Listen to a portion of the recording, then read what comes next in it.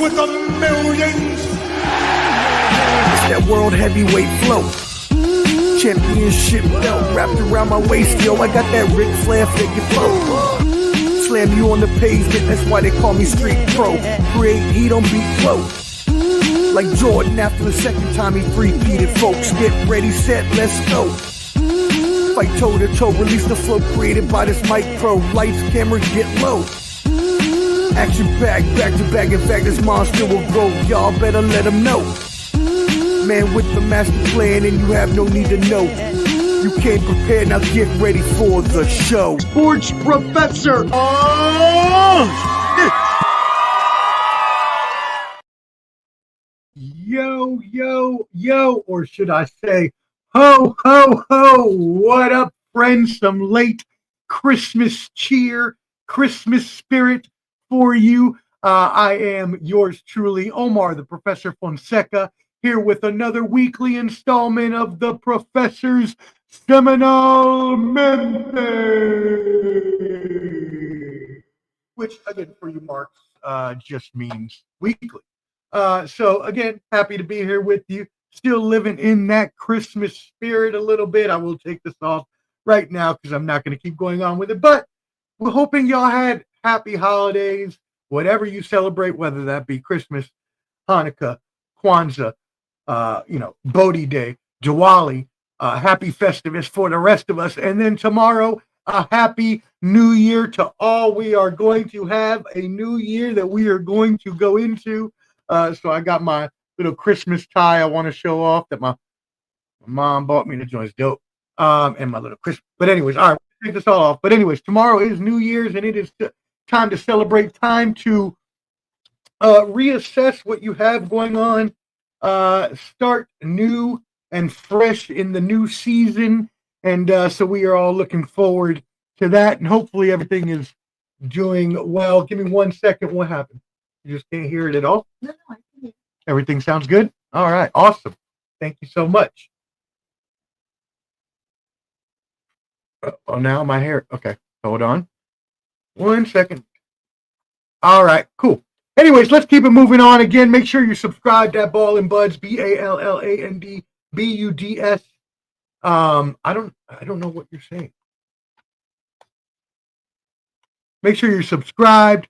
I had to take all my Christmas stuff off. If y'all just missed it, I had all these Christmas things on, these ties and stuff, just making sure we're having a good holiday celebration and a happy New Year's to everybody. So I hope everybody has something fun planned for tomorrow. I will be at the Gaylord National Harbor tomorrow night with my brother from another, my streaming partner in crime, and one of my partners here at Ball and Buds, Clubber D, the Combat G. We will be at the Gaylord National Harbor tomorrow night for Big Night Out DC. We will be there with all of our DJ friends out there, just getting our party on and making sure we're going to sign some autographs while we're out there. All that good stuff. We be out there with our boys BB and DD. They ain't putting no governments out here today, but Big Ballin' and Dick Dickerson know who they are. We about to have a fun time tomorrow, so shout out to them. Again, make sure you subscribe to Ball and Buds, BALLAND BUDS, and let's kick this bad boy off. First of all, before we actually get into the U.S. News portion, just wanted to send a rest in power out to a couple of people in our history here in this world who have made an impact. First of all, rest in power to Jimmy Carter, former president of the United States. He died at 100 years old. Not many of us get to live till 100. He was elected president. He was the 39th president, elected in 1976 after defeating the President Gerald Ford, who was the sitting president. He served one term until 1981 when he was replaced by Ronald Reagan. He was the longest living president in history as well. Him and his wife held the longest, Rosalind, held the longest record for first couple marriage. He did a lot of things. First of all, he was in the Navy, working on a first class of nuclear submarines. He had other accomplishments in office, such as the Panama Canal, treaties, the improving of U.S. relations with China, as well as programs and initiatives under the new Department of Energy and Education. He established the Carter Center after his presidency, which is huge into humanitarianism and huge into helping all over the world. But as the president, he also faced his fair share of crises, including the Iran hostage crisis, decreased energy production and inflation, and overwhelmingly lost to Ronald Reagan when he came up for his presidential election. But nonetheless, Carter was no doubt an amazing person. He tried to give back to the world with his philanthropic and public service efforts, including his efforts to eradicate Guinea worm disease. He was the 2002 Nobel Peace Prize recipient for decades of untiring effort to find peaceful solutions to international conflicts, advance democracy and human rights, and promote economic and social development. So a rest in power to former President Jimmy Carter, and also a rest in power to Greg Gumbel, age 78. Greg Gumbel, a lifetime achievement award winner, a very respected in the media field that I am in as broadcaster. He had a career that spanned over 50 years. If you've watched any sort of sporting event, he has probably covered it, including Super Bowl, March Madness. He was the anchor for ESPN Sports Center. He was a studio host for NBC Sports. So many other amazing things that he did in his lifetime in terms of media and journalism. And so a huge shout out and rest in power to him and Jimmy Carter as well. Moving on into some United States news, further news in the United States. The homeless or the Housing and Urban Development Department of the United States, also known as the HUD, released their homelessness report for 2024. The report states that homelessness in the United States has reached its highest level this year since the federal government began keeping records roughly 2 decades ago. So nearly, and this is what was, dropped something there. This is what was documented in a single night in January. And what they do is, because I actually work with homeless organizations in Nashville, they do a yearly census and they send teams out on one day in January to canvass all of the city and the outlying parts. And to get a count of how much homelessness there is in the United States. And obviously this is just estimated, and I'll tell you why I say that. Because they said it was nearly 772,000 people that experienced homelessness on this single night in January, which was up 18% from the last count in 2023. Now, according to, and this is obviously according to federal tallies taken all over across the nation, but the report went on to say that it was attributed to various factors, including high rent, the end of pandemic era protections, and an influx of migrants that have overwhelmed shelters in cities like Chicago, New York City, and Denver. Now, obviously, all of those things seem to be quite obvious in terms of why homelessness would be increased. But as you all know, I am not here to, I am very solutions oriented. I am not here to want to harp more on the problem of homelessness itself, which is a huge problem, in which I will go further into on my new Mind of the Professor coming in the new year. I was going to do it before the end of the year, but I didn't want to end the year on a bad note. So I decided that I would I would just do it after the New Year's. But anyways, there's obviously a lot of problems that and things that extend into homelessness and that cause homelessness. The mental health epidemic probably being the number one out of all of that. I would say if I had to guess, and I'm pretty sure it is. And again, I'll go deeper into that in later weeks. But what I'm here and I want to talk about more is how can we solve the problem, right? Because obviously it is a huge problem. Obviously, people are experiencing mental health issues and other things that are causing them. COVID was a huge thing, but this needs to be fixed because as the richest country in the world, there's no way on God's green earth we should be experiencing homelessness. With the national debt that stands at 36.1 trillion, we just talked about the Congress almost getting shut down last week because they perpetuate this scare tactic year after year to getting the United States people to think that there's going to be some sort of shutdown so that we let them continue to expand the level of debt, which now Trump is going in on, when it really, in all true matter of fact, when you get to the bottom of it, that debt ain't never going to be paid off anyway. So really, for all intents and purposes, doesn't matter at all. We're not going to pay any of those countries that money back in the long run because we can just use our power and say we don't have to. We can continue just pay little by little as we go and continue to stack that debt up because who's really coming to pay that back off? Now, obviously, there are mechanisms and things that go into taxes and the returning of taxes to citizens. So, yes, obviously, it goes up and down from year to year. But if we really think that we're going to be able to cut all of that, never going to happen. But that being said, the fact that we have all that and we can continue to spend money, a new round of, and again, I am on the side of supporting our allies, but a new round of weapons and stuff that are being sent to Ukraine just announced today, 2.15 billion. Again, I'm all for helping the Ukrainians. I think the Russian communist system and what they're trying to do there to a country that is not theirs and is one of our allies, we have to protect them and we have to do what we said we would do.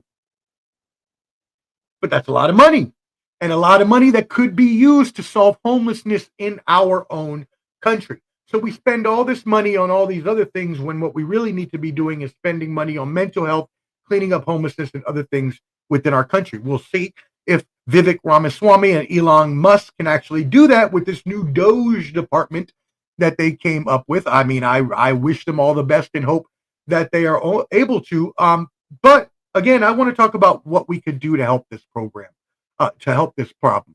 Veterans homelessness decreased 8% this year. Awesome. 11% of unsheltered veterans decrease in unsheltered veterans, So that's great. So if we're able to do that with the veteran homelessness population, and I've been working with that and the Veterans Affairs and that sort of system for a while, different organizations trying to help especially the veterans, because there is the free care for veterans to get off the street.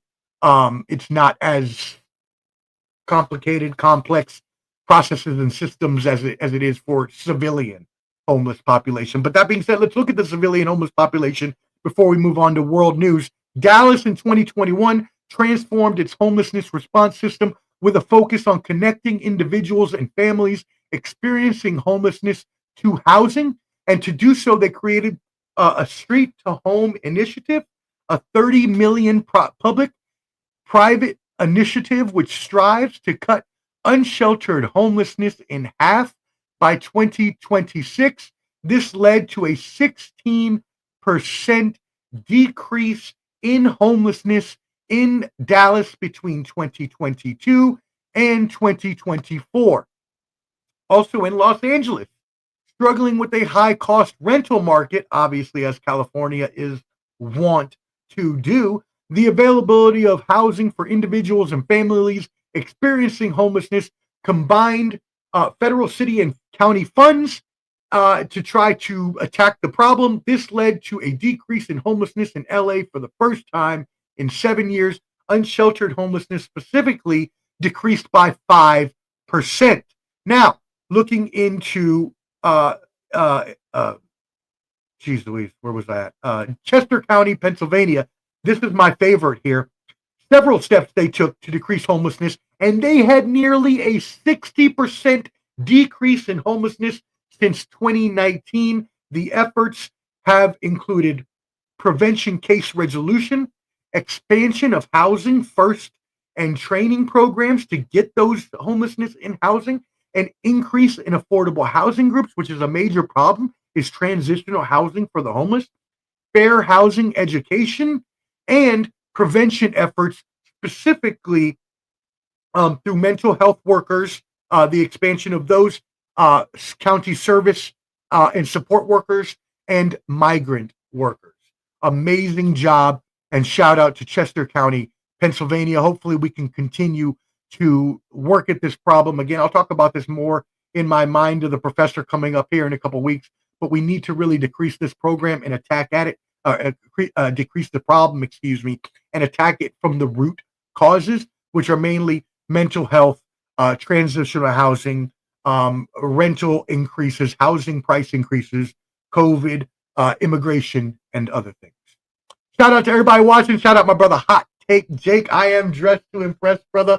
Feeling a little spry and good for the New Year's. Actually, if you saw me last week, I was looking even more spiffy. But you, my brother, I appreciate you. Watch out for Hot Take Jake and the Sports Professor. We got some new things in the work, and you're gonna see us doing some really big things. My brother, let me know if I sound good. By the way, I know yesterday on the bottom line I had some issues with my sound, and I'm not sure why, because I'm using the same mic, the same setup. I did nothing different. Now I did unplug everything and plug it back in, so maybe there was a loose connection or something like that, which will happen from time to time. But I want to make sure I sound good, so please, anybody, let me know. But hit that like button, that laugh button, that love button. You know how I like to say, as a home decor photo, I'm trying to make sure that we are getting ourselves up in that algorithm, making sure we're getting out to all the people, and making sure that all of y'all are subscribed at Ball and Buds, BALLANDBUDS. Again, thank you everybody for tuning in. Let's move into a little bit of world news. Thank you, brother. I appreciate you confirming that. Thank you.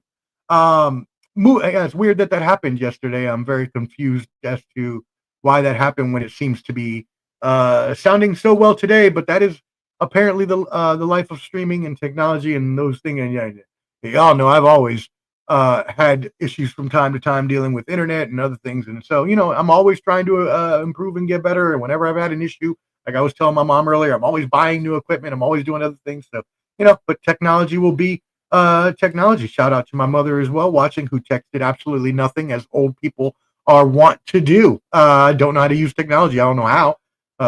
When she knows how, clearly, because I know I see her do it. Anyways, y'all make sure, again, y'all subscribe. Moving into world news. First of all, some sad news here, really, y'all. A couple of horrible incidents happened. First, we'll talk about the one in South Korea. A commercial airliner operated by Jeju Air, a Boeing 737-800, en route from Bangkok, was headed towards South Korea's Muwon Airport. And what is believed to happen is believed to be a bird that had struck the engine. So I knew that on smaller planes that birds could affect engine and flights like that, but I never thought about a huge plane like a Boeing being able to be affected by one bird, especially because those planes usually have 4 engines on them. So that seemed a little weird at first, but apparently it was a bird. Unsure if it struck the engine or the cockpit, but very, very sadly, 179 people lost their lives. So a rest in peace to them. Prayers for their families, and positivity that they can get through this tough time. The control tower received a mayday call from its pilots, and 5 minutes later, the plane reached the runway. Unfortunately, as it was coming into land, the landing gear failed to deploy, and it landed with no tires and just skid and ran into a wall and then exploded at the embankment. So it's very sad. Obviously, it's going to take weeks for them to analyze the black boxes, which are things that they have on airplanes that will give more context to what happened when planes crash. It has all the communications and all the satellite information or latitude, longitude, and all that stuff. But it usually takes weeks to come back after being analyzed. So very horrible, especially for a country that's already dealing with a lot with the impeachment of their president, Yoon Suk Yeol. To update you on that, we talked about that a couple weeks ago. They have now appointed finance minister and deputy prime minister Choi Song-mok, who will take over as the country's next acting president after, get this, the National Assembly voted to impeach the previous acting president. So they've already now gone into their second acting president after the original one, Yoon Suk Yeol, was impeached. The other one, the first acting president, Han Duck-soo, they impeached him after 2 weeks for refusing to fill 3 vacant high court seats that would be needed to rule on the impeachment of the former president.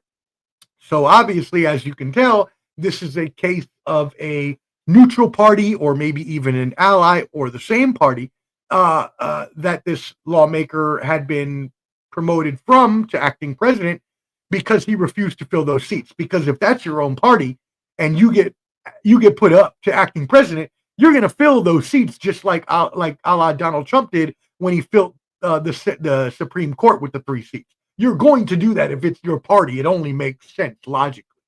So the fact that he didn't do that gives us clues that he's probably of a ally or neutral party and didn't want to do that. And now he's been booted, and they will be bringing in the new acting president. Moving on to another horrible plane crash in Azerbaijan. We have a passenger jet that has crashed in Kazakhstan, killing all 38 on board. Killing 38 on board. I apologize. But at least 29 people did survive. But all of those people were unfortunately injured. So again, prayers to the family of those who lost their loved ones. Obviously, rest in peace to those that they lost. And some here were survived, while on the one that we had just talked about before, only 2 people survived in that South Korean crash.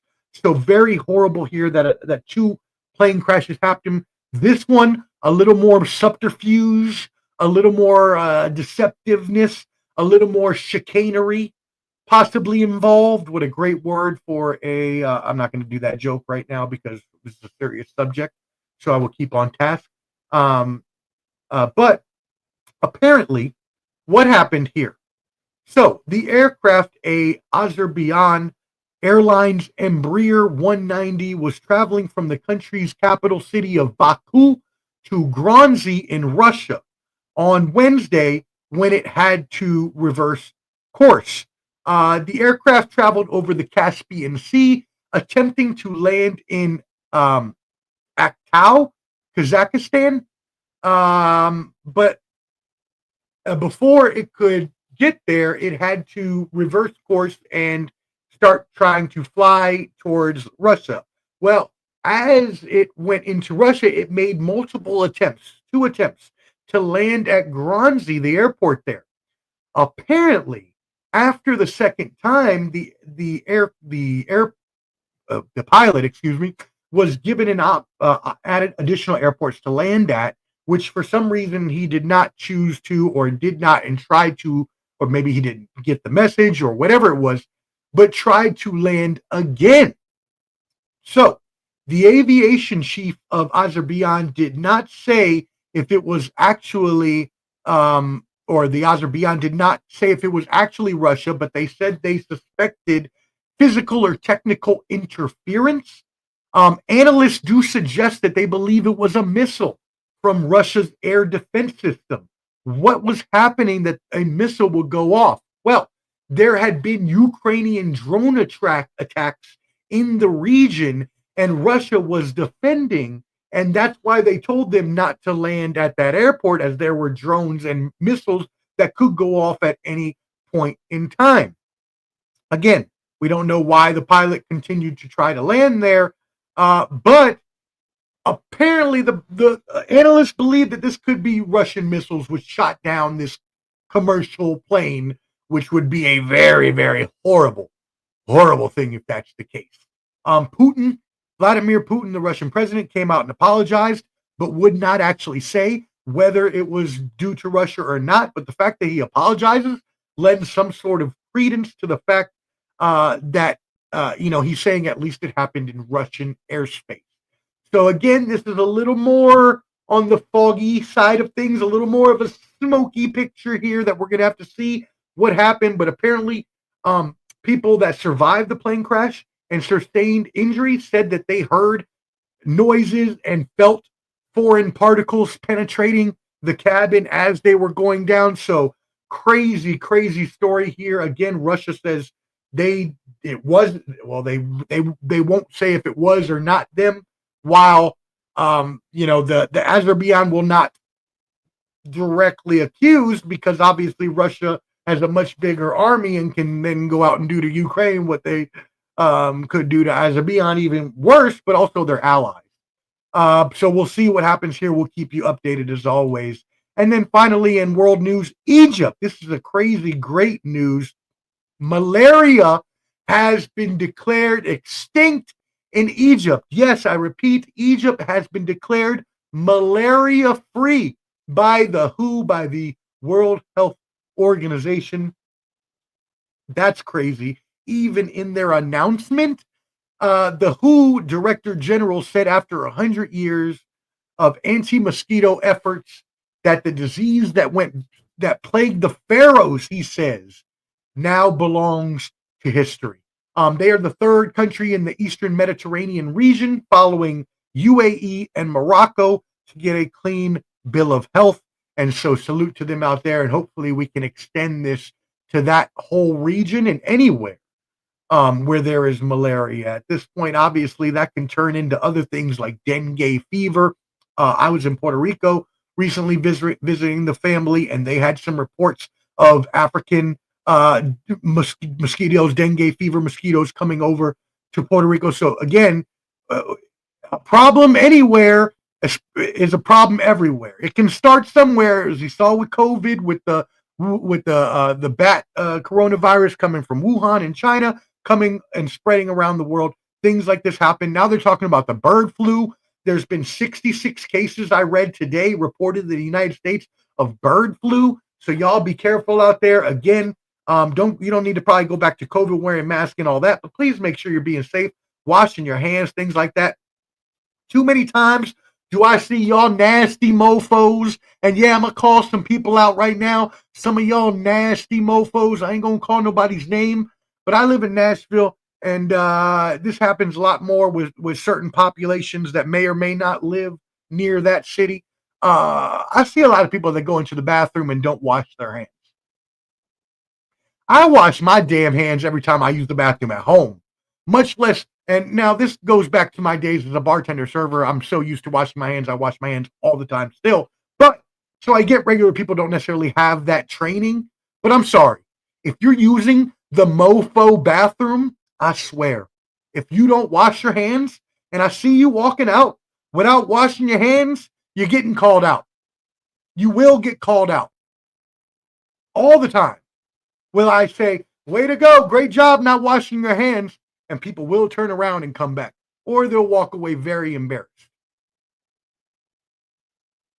I see some people got the damn audacity to drop a deuce and come out like they ain't just drop a deuce and walk out without washing their hands. No. Completely and utterly unacceptable. And if you do it, you should be ashamed of yourself. And your parents obviously gave you no home training, and you're disgusting. Moving on, that's my tip of the day today. Let's make sure we keep our hands washed for the safety of everybody. That's all. All right, y'all. Make sure you subscribe to Ball and Buds, BALLANDBUDS. This is the Professor Semanalmente. I am your host, Omar, the Professor Fonseca. Please make sure you hit that like, laugh, or love button so we can increasing that algorithm, please. Thank you very much. If you're watching this right now, I would really appreciate you hitting that like button. Also, make sure that you are subscribed for all of our videos. Now, we will move into, actually, you know what? Let's go into space news. I want to do a little bit of space news here. So last week we talked about the NASA solar probe that was going to be the first human-made object to get as close to the sun as 3.8 million miles, which if you watched last week, you're like, yeah, that's a lot of miles. But even at that point, it was going to have 1,600 degree temperatures from the sun, even though it was 3.8 million miles away. Well, I am proud to announce, especially because NASA having a satellite there in College Park, where I went to school at the University of Maryland, the 1,500-pound solar probe Parker successfully came within 3.8 million miles of the sun, and its safe status transmitted a beacon signal back to Earth, which again marks a significant milestone in NASA's mission to study the sun's corona and solar wind. We will expect more data in the coming weeks, and I will always keep you updated. Other space news: the James Webb Space Telescope, detects the most distant spiral galaxy to date, formed, hear this, y'all, roughly 1 billion years ago after the Big Bang. Holy cannolis, geez Louise, wowzers. That's crazy. They have now detected a galaxy 1 billion years from the past.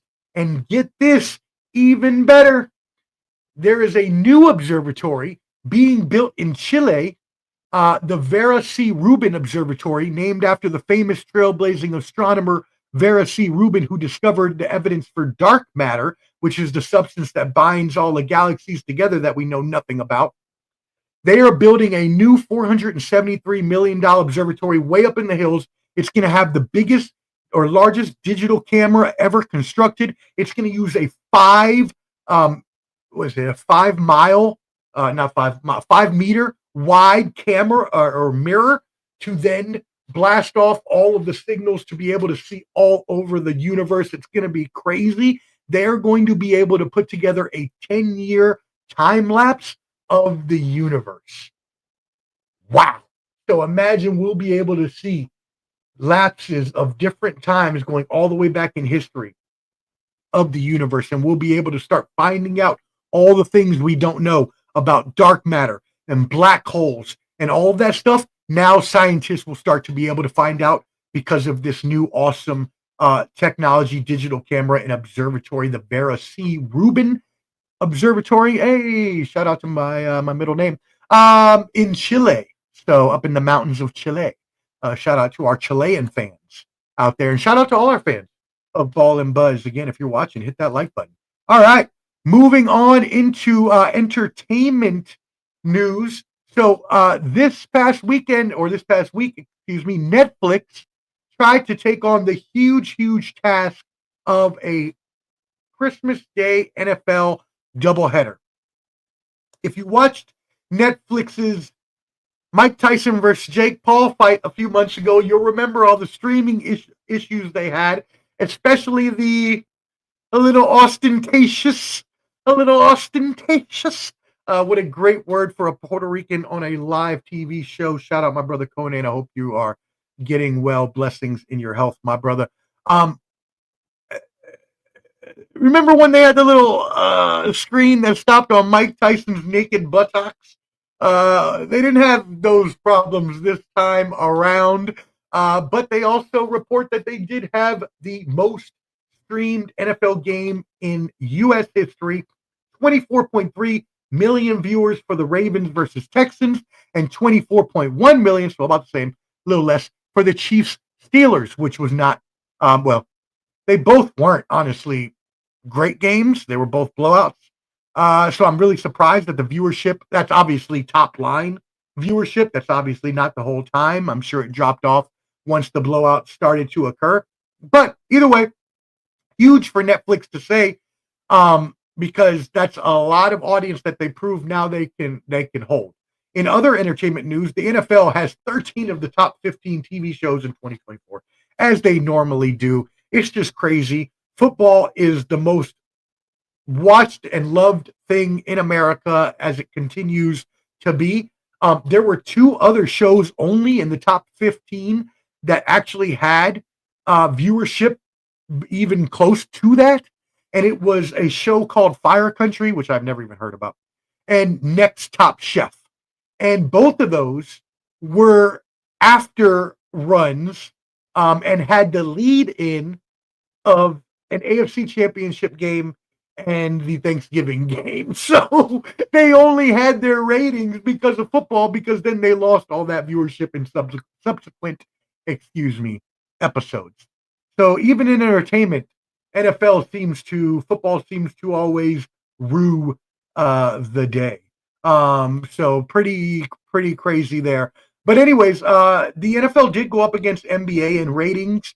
The NBA, which it used to be their day, Christmas, has now gotten that taken away from them. But they put up an awesome showing, even though they were on ESPN and ABC, and not necessarily on streaming. They did average 5.25 million viewers, which was up from 84% from a year ago. So really great news for them. Lakers win over the Warriors was the most watched game at 7.76 million. This is really good for them because there's been a lot of talk of the NBA's decline in their TV ratings.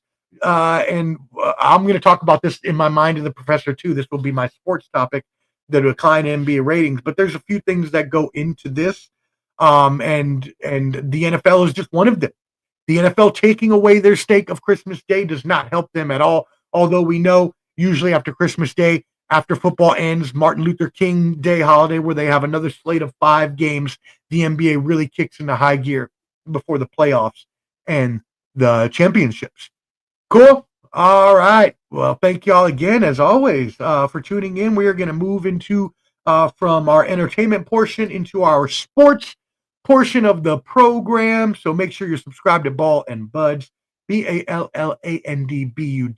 and hit that like button, that heart button, that laugh button. If you're watching right now, I'd really appreciate you hitting that for us. So YouTube and Instagram can go ahead and hit that out to everybody else. Let's move into some sports. First of all, let's go ahead and talk about our rankings. We usually do our power rankings for every week. So we're going to go ahead and get into our men's and women's college basketball rankings. So as always, I'm going to start with or not as always, but I said has been. It's like that meme of the cat. Can I has a cheeseburger? Even though I don't like cats, but I do remember that meme because it was very funny. Not that I don't like cats. I shouldn't say that before we get some hate on this program. It's not that I don't like cats. I am allergic to cats. I am very allergic to cats. So I just don't like to be around cats. Now, will I say that the majority of people that I have known to own a cat have complained about their cat? A lot more than the dog owners have complained about their cats. Yeah, that's a true statement. That's a true statement. Now, again, I'm not here to say dogs are better than cats, because they are. I'm a former dog owner. I'm not allergic to dogs. But from what I hear from my fellow animal lovers and cat owners, is that cats just don't really care about their owners. Very standoffish. Obviously, that's not 100% of the time, so don't send in your hate mail. Obviously, that's not 100% of the time. There are times when they're loving, but for the most part, and I had a friend, a roommate that I lived with, that had a cat that pretty much just wanted to stay away from everybody, including them. So this is confirmed in my own eyes. But anyway, I don't know where I got off on that track or that random diatribe. But anyways, not that I don't like cats. I'm just allergic. But anyways, moving on. Women's college basketball. I have no clue how I even got there. Women's college basketball rankings. Number 1, yes, my Lady Bruins, UCLA. Lady Bruins still on top at the number 1 spot, 13-0, undefeated. South Carolina Lady Gamecocks coming in at 12 wins, 1 loss at number 3. The Notre Dame at 11 wins, 2 losses at number 4. FUSC at 12 wins, 1 losses. We don't like no Trojan condoms on this program. And at number 5, although we do love Juju Watkins, she is a beast. Shout out Juju Watkins. If you played for any other team, I would love you even more, and I still love you because you're an awesome basketball player, but I cannot support the team you play for. Moving on to number 5, the Texas Lady Longhorns at 13 wins, 1 loss, and shouting out my alma mater, the Maryland Lady Terrapins, undefeated as well at 12 wins and 13 losses. Moving on to your men's college basketball rankings, undefeated Tennessee Volunteers still at number 1, 12 wins, 0 losses. Auburn at number 2, 11 wins, 1 loss. Iowa State at number 3, 10 wins and 1 loss. Duke Blue Devils at number 4, 10 wins and 2 losses. And at number 5, Alabama at 11 wins and 2 losses. Now, if you are an avid watcher of the Professor's Semanalmente, you will know that last week I said the SEC is ruling men's college basketball with 3 of the top 5 teams. Well, they also now have Florida at number 6, so they have 4 of the top 6 college basketball teams in the SEC after they already rule college football. It seems like the SEC has a lot of obviously strong college teams. They're out there putting on good, strong performances in college. So shout out to the Southeastern Conference. Moving on to the NHL, the National Hockey League. Our rankings for the week, The Winnipeg Jets are at number 1, 25 wins, 10 losses, 1 draw. At number 2, the Vegas Golden Knights, 23 wins, 8 losses, 3 draws. At number 3, here in the DMV, the Washington Capitals at 23 wins, 9 losses, 2 draws. By the way, Alex Ovechkin just had goal number, 850 last night, I believe. Someone can correct me on that. I think I might have that off by a little bit because Gretzky's is 879 or something like that, and he's now 29 away. So Alex Ovechkin is still on a tear coming back from injury. We'll see if he can break that record of the great one, Wayne Gretzky, this year. At number 4, the New Jersey Devils, 23 wins, 11 losses, 3 draws. And then at number 5, your defending champion Florida Panthers at 22 wins, 12 losses, and 2 draws. Moving on to the NBA, the National Basketball Association. Last week we talked about how the Cavaliers took the number 1 spot from the Oklahoma City Thunder. They are holding strong at 27 wins, 4 losses. At the aforementioned Oklahoma City Thunder at number 2 with 26 wins and 5 losses. Number 3, my Celtics have been upended. It is now the New York Knickerbockers, up 7 spots in the NBA power rankings. They are 22 and 10. And then my Celtics dropped 3 spots to the number 4 ranking, 23 and 9 losses. And then finally the Memphis Grizzlies at number 5 with 22 and 11 losses. Now we move into NFL and college football before we end for the evening.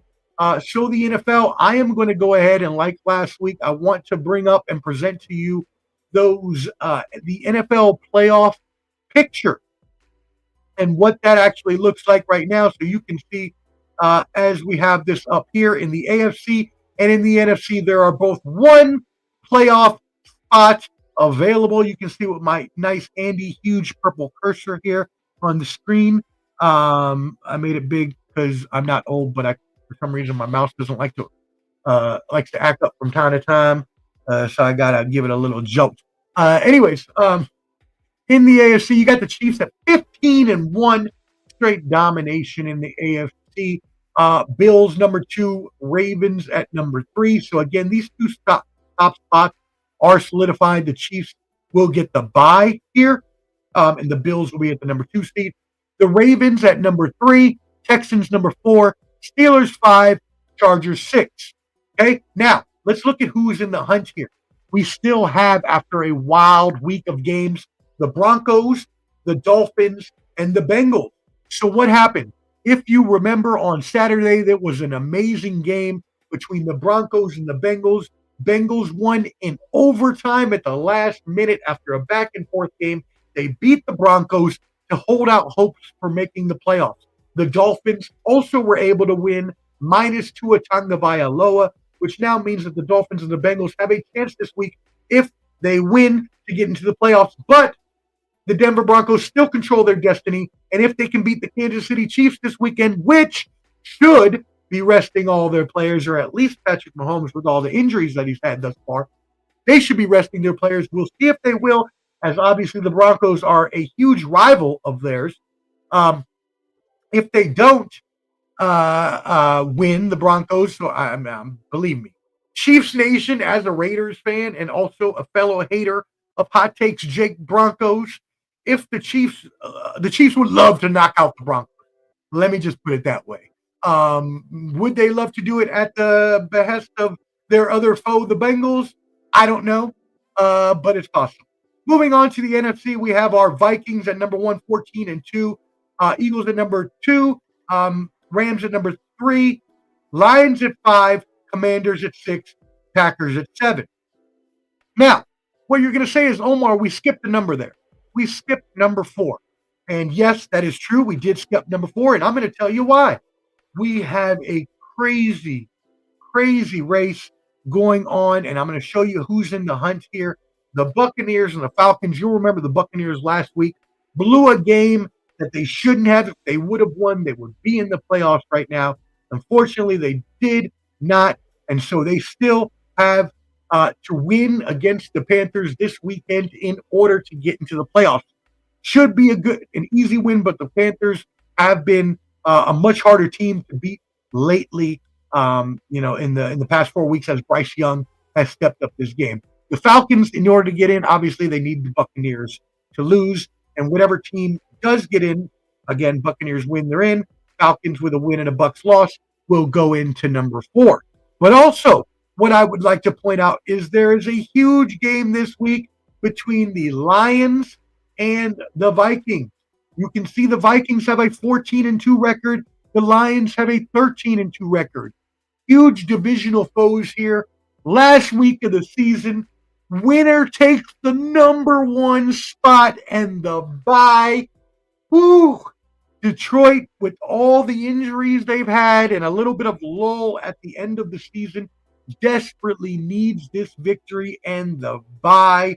This is going to be one of the best and most hard-fought games we have seen in a long, long time. I am truly looking forward to what that is going to offer us this weekend. So, that's going to be a great, great game. Thank you again for y'all tuning in. There's a lot of y'all out there watching. I really appreciate it. Again, I am Omar, the Professor Fonseca. This is the Professor's Semanalmente.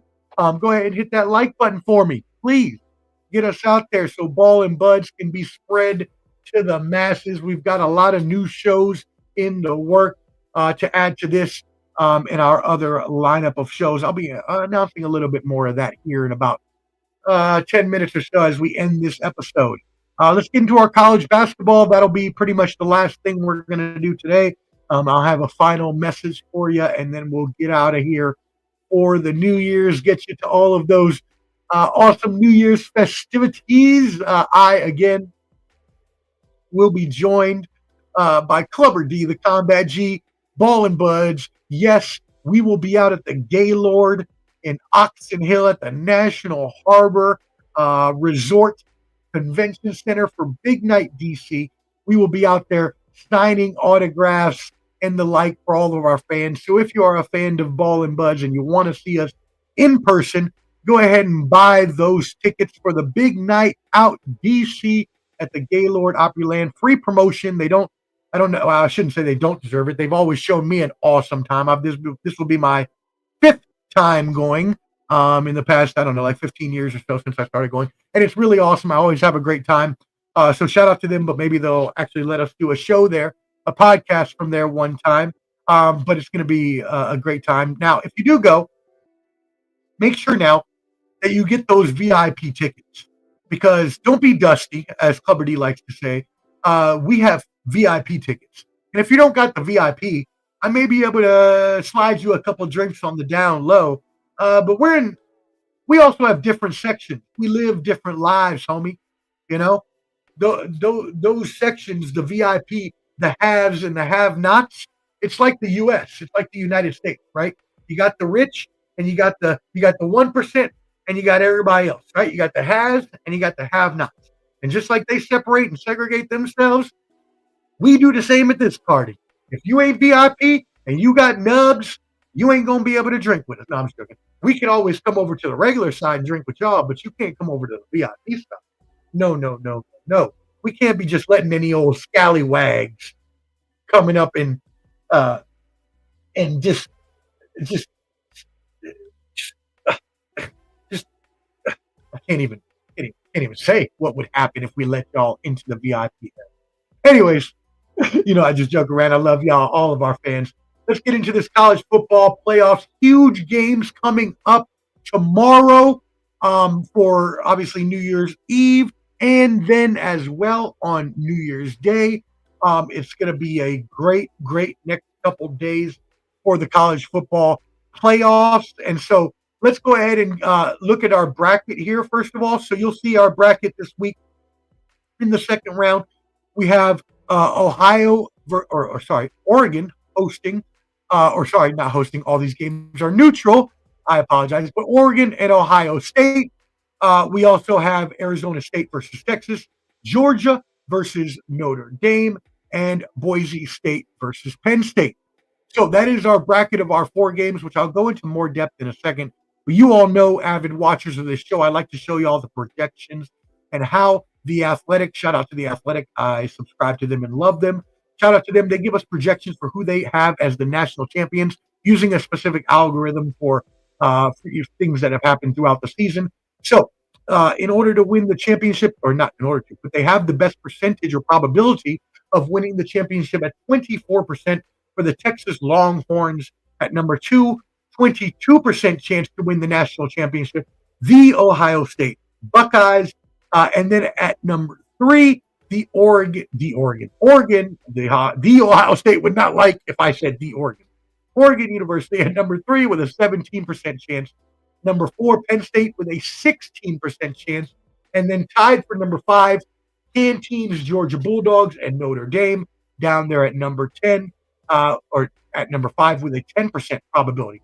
So those are your teams that have the best chance to win the national championship, with Hot Takes Jake's Texas Longhorns having the best chance to win the championship at a 1 out of every 4. So what that means is they went in and they ran these simulations over and over again, and 1 out of every 4 times, or 25% of the time, the Texas Longhorns won the national championship. So that's a pretty healthy percentage for Hot Take Jake and his Texas Longhorns chances. So let's get into these games real quick. Tomorrow, we have Penn State versus Boise State. That is our 1 game of the evening, 7:30 p.m. We have Penn State at Boise State. Well, not at, because it's a neutral game in Arizona at State Farm Stadium there in Glendale. But Penn State, again, is the number 6 ranked team, while Boise is the number 3 ranked team. But a lot of people, as you know from watching last week, don't like this, and is the reason they want reseeding, or as Hot Take Jake said, a choice in your opponent of reseeding, is because Penn State is an 11-point favorite over Boise State in this game. Huge favorite. And if that's the case, you should be the higher seed. Now, that doesn't matter really, because all the games are neutral. So higher seed, it's only really more for vain purposes, just to make them feel better, for aesthetics. But in the grand scheme of things, it makes no difference. I did choose SMU over Penn State last week. Penn State made me eat those words. James Franklin, who I have lamented as not able to win a big game. I still don't consider SMU to be a big win for them, but at least they won their first playoff game. They are 11-point favorites here. I'm again going with the upset. Until he wins the damn championship, I'm going with the upset. Boise State in a close 3-point victory over Penn State. I'm going to go with Boise State 27-24. No, you know what? 30-24. Boise State is what I'm going to do. I don't know why, but I'm just feeling a 30-24 6-point Boise State victory. All right, moving on to our New Year's Day slates. Our early game at 1 p.m. is going to be Texas, the number 5 ranked Texas. Another example here of what I was just talking about, right? How people are upset that there's not reseeding, considering that Texas is the lower ranked team at number 5, even though they have 12 wins. Arizona has 11. And honestly, Texas is the better team. And as you just saw from our projections, the ones that are projected to win the national championship every single time. So Texas is a 13-point favorite here over Arizona State. I do believe this line is a lot closer to what I'm seeing. So I am going to go ahead and predict that the Texas Longhorns, I'm going to say 10 points here. I'm not going to go 14, but I will say 10. Let's go with I'm going to say a 34-24 Texas Longhorns victory over Arizona State. Moving on to the 5 o'clock game, the Ohio State Buckeyes, got a lot of friends that went to the Ohio State, and they do not like when you don't add the to the beginning. So the Ohio State University, 11-2. This is a rematch against Oregon from earlier in the year. It was the best game of the season. Oregon won by 1 point at the last minute. It's going to be great. This is in the Rose Bowl in Pasadena, California. Sorry, my bad, by the way. Texas Arizona State will be played in the Mercedes-Benz Stadium in Atlanta. Anyways, this game, Ohio State versus Oregon, will be played in the Rose Bowl, where my beloved Bruins play their home games. Ohio State is a 2.5-point favorite, even though Oregon won in the regular season. Now, normally, with what I know now, with the whole season going down, I would say yes. Or I would say no. I would say Oregon is going to win this game. They're undefeated. They were the number 1 consensus team all year. They're led by a great quarterback, an experienced team, a great running back in there as well. Dan Lanning's running a good program up there. They're on the West Coast because they're going to play in California. They only have to travel a short distance versus Ohio State, which has to travel half the country. So normally, under normal circumstances, I would say Oregon is going to win this game. Not today.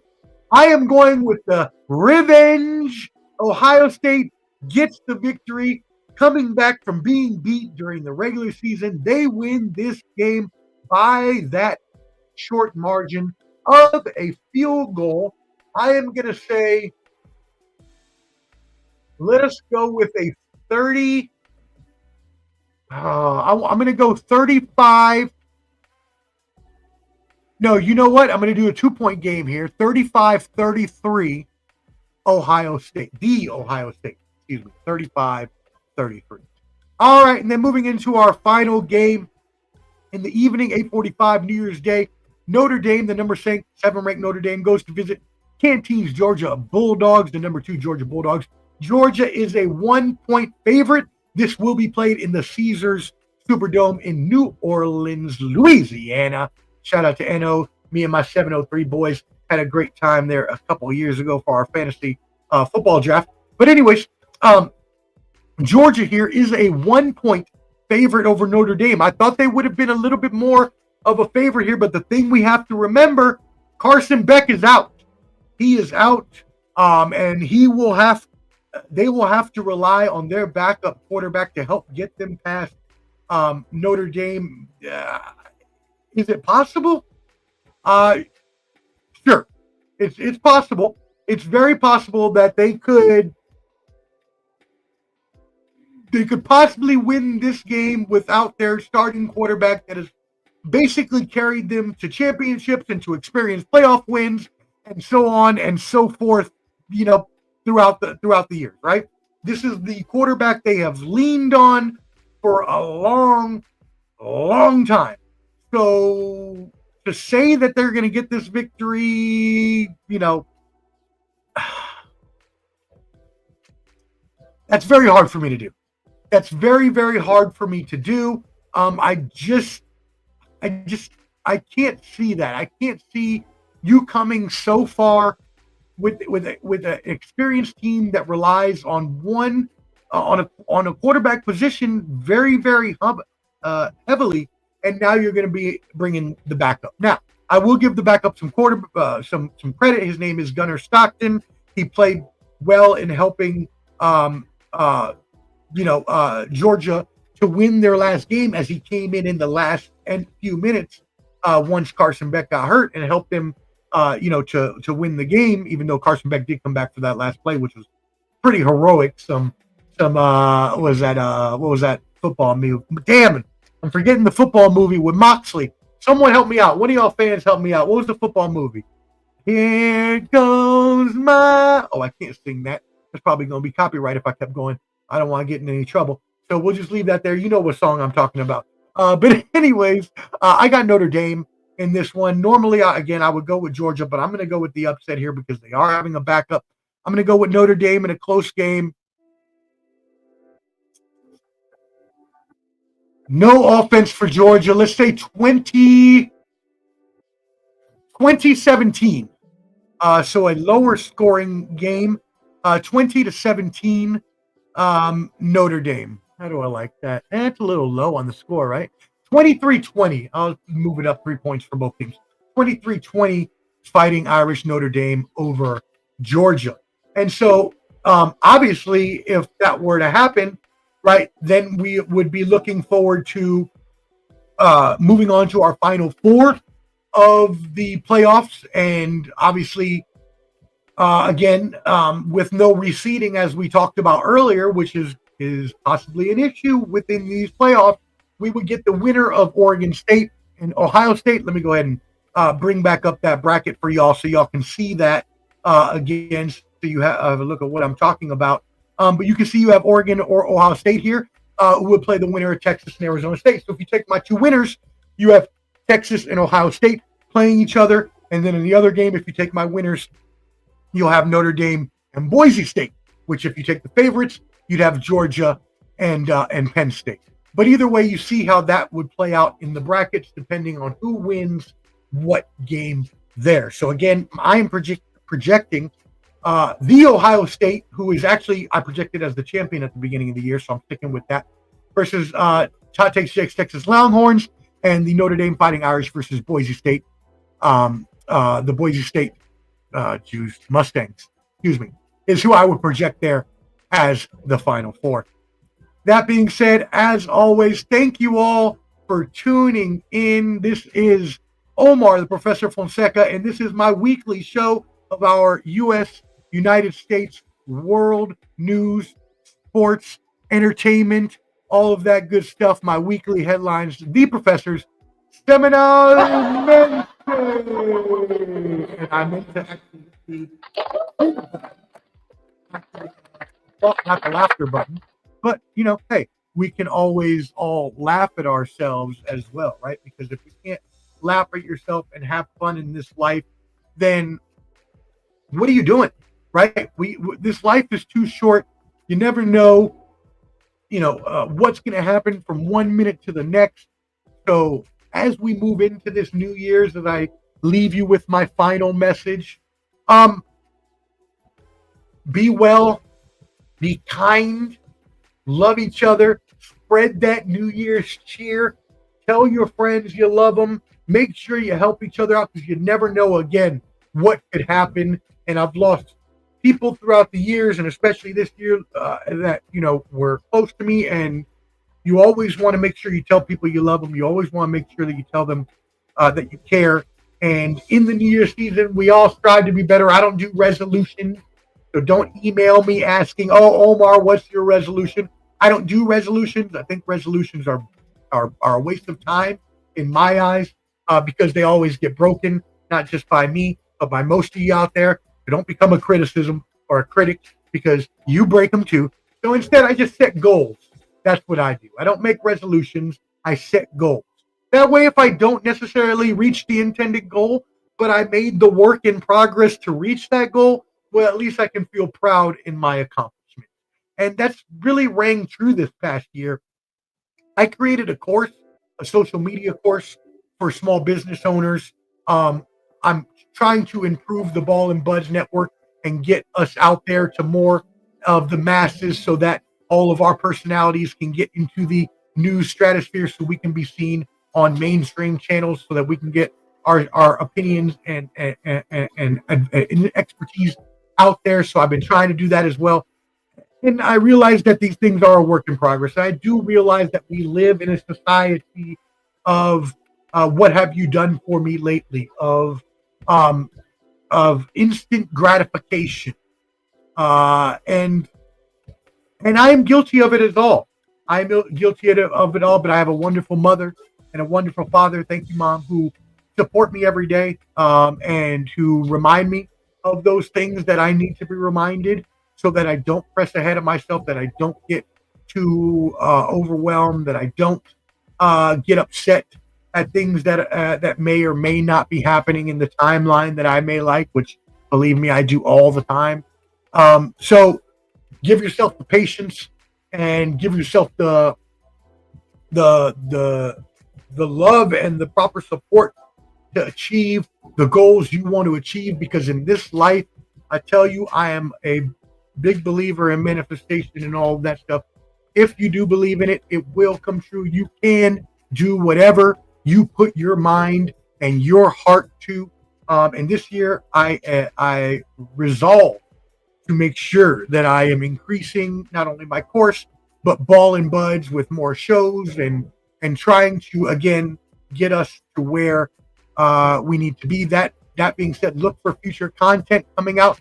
Not only will we continue to do this weekly show, The Professor Semanalmente, I'll be having a new Mind of the Professor coming up here in the next few weeks. We'll also have a new Banter, Brawls, and Bravado.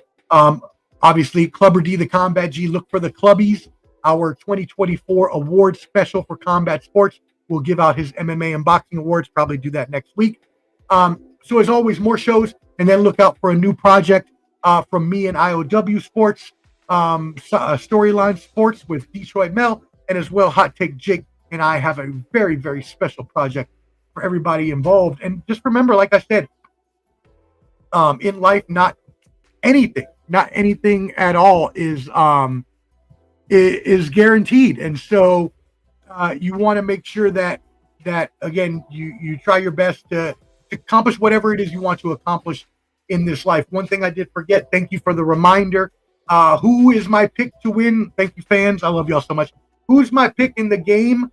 Last night or tonight, it's going to be a blowout. Lions have to have this game, especially for next week's purposes, and they will. 49ers, just been a bad year for them. I feel for Clubber D and the fans there, because obviously they had dealt with a lot of injuries and other things. They're going to lose this game handily by at least 10, possibly 14 there in Santa Clara. So anyways, again, as we end off, please, if you're watching this before you leave, hit that like button, hit that love, that heart, that laugh, whatever. Help us out. Get us up in there in the algorithm. Make sure you subscribe to Ball and Buds, BALLANDBUDS on YouTube. Share any of our videos. Share our channel with other people so that we can get more subscribers up. We just had our 500th video the other day. Follow us on Instagram. We also go live there. We go live on my Facebook page if you want to add me, Omar Fonseca. But again, on Instagram as well, at Ball and Buds. And I leave you with a poem. And this is from Outkast, one of the greatest hip-hop groups of all time. Andre 3000 and Big Boy, you know what I'm saying? The classic crew. They had an astute poem from the album Aquemini. Now, if you all remember the album Aquemini, this album was one of my favorite albums of all time in just music in general. What an amazing album. If you weren't able to hear this album, definitely go back and listen to Outkast Aquemini. But the wise poet Andre 3000 said, and in reference to things not always lasting, as I like to say when I'm on the Bottom Line Sports Show, everything I do, I'm not here for a long time. I'm here for a good time. And so in that vein, Andre 3000 said, even the sun goes down. Heroes eventually die. Horoscopes often lie. And sometimes why? Nothing is for sure. Nothing is for certain. And nothing lasts forever. But until and since I always at some point have to close the curtain, it was them and I. The bottom line. For Ball and Buds, for Clubber D, who you can catch at the Gaylord Oxon Hill tomorrow night, and for everyone else, our baseball insider Mike Weeby, our football insider Shane Peacher, our NBA insider, that guy Dave DeFore from The Athletic, as well our other NBA insider, Man Down Sports Mel, and the rest of the Man Down Sports crew, my favorite IOW crew, Detroit Mel, Wildcard Mar, Jersey Boy MJ, Nick, everybody out there, all of our streaming partners. Let's Talk Sports. Shout out to also Sideline Sports, everybody that's been involved with the ascent of Ball and Buds. I personally thank you, and I personally love you, and I wish you the happiest of New Year's. I will see you in a few days. Make sure, again, you're subscribed to Ball and Buds so you can see all our videos. So again, Omar Fonseca, the Professor Fonseca, I thank you for watching The Professor. Semanalmente, holla, 5,000. Be kind and great, y'all. Have a happy New Year. He's with the millions. It's that world heavyweight flow. Championship belt wrapped around my waist, yo. I got that Ric Flair figure flow. Slam you on the pavement, that's why they call me Street Pro. Create heat on beat close. Like Jordan after the second time he three-peated, folks. Get ready, set, let's go. Fight toe to toe, release the flow created by this mic pro. Lights, camera, get low. Action back to back. In fact, this monster will grow. Y'all better let him know. Man with the master plan, and you have no need to know. You came prepared, now get ready for the show. Sports Professor. Oh!